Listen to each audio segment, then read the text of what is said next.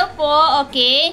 So, ang isi-share ko po ngayon ay ang aking first time na pag-renew po ng aking lisensya. Okay, so sa first time ko pong pag-renew ay sa nagtatanong po kung meron na po ba akong CPD units nung ako po ay nag-renew, wala pa po akong CPD units nung ako po ay nag-renew ng aking lisensya.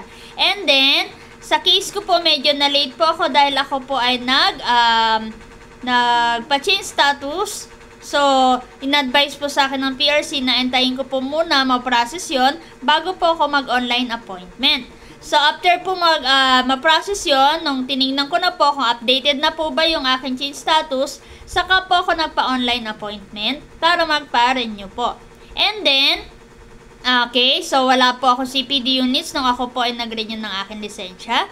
And then, sa nagtatanong po, medyo na late po kasi ako na ilang araw. Kung meron po ba itong penalty, wala po ako naging penalty. And then, after, di ba po, magpapa-online appointment po muna tayo. Dapat po yun ay, yung inyong information dun po ay updated. Of course, yung picture nyo po ay dapat bago na rin po. Dahil kung ito po ay yung dati pa rin picture ay papapalitan pa rin po sa inyo yan ng PRC. So, mas maganda na po na bago na po yung picture nyo para wala na po kayong ibang gagawin doon, kundi ang antayin na po na ma-process ang inyong pag-renew po. And then, so payment naman po ay meron din naman po sa online. Pwede po kayo magbayad doon. Pwede diretso na rin po.